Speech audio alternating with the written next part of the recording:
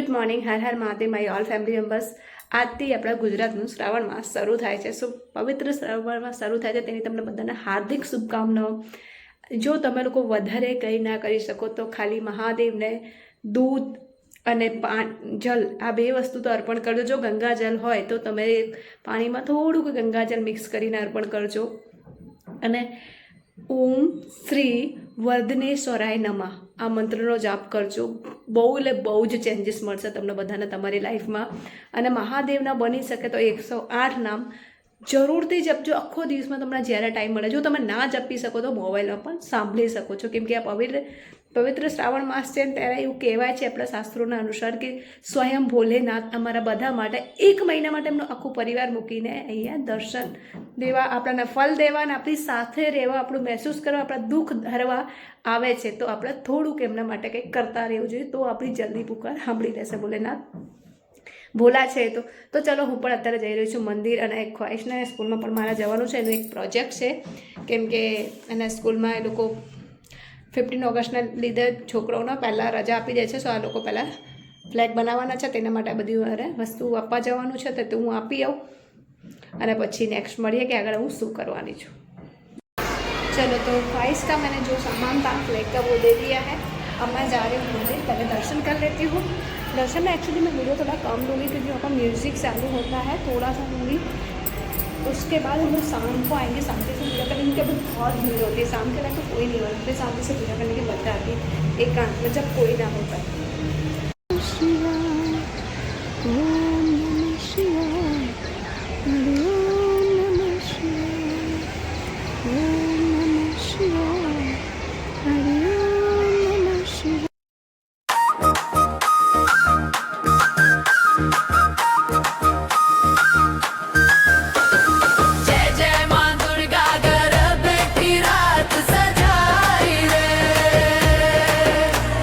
ચલો તો હવે આજે આપણે જમવામાં શું બનાવીશું. તો અત્યારે જમવામાં અહીંયા મસ્ત મજાની પાલક બટેકાનું શાક સાથે બનાવ્યું છે. અહીંયા મેં કણીનું શાક. આ શાકની રેસીપી કોને કોને આવડે છે કોમેન્ટ કરીને કહેવાનું ભૂલતા નહીં.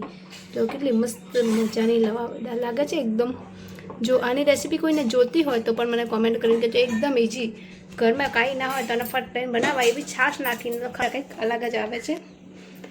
અને સાથે અહીંયા આપણે રોટલી કરીને મૂકી દીધી છે.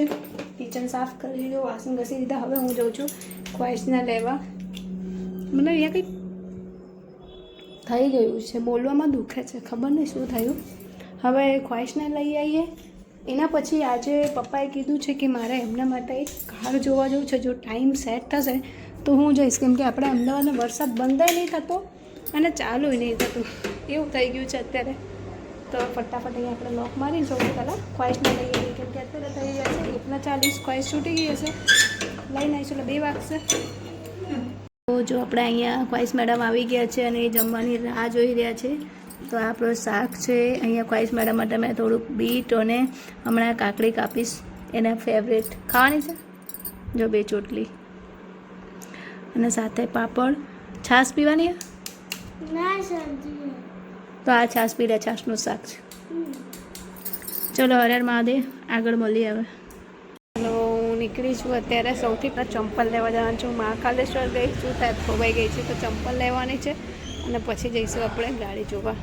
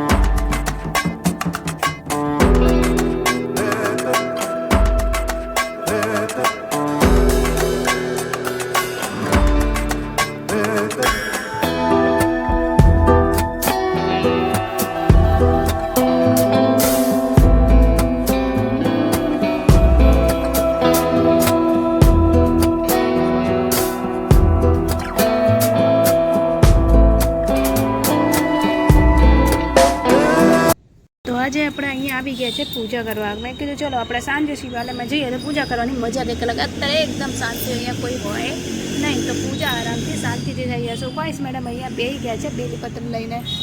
શું મેડમ શું વિચારી રહ્યા છો બેલીપત્ર લઈને?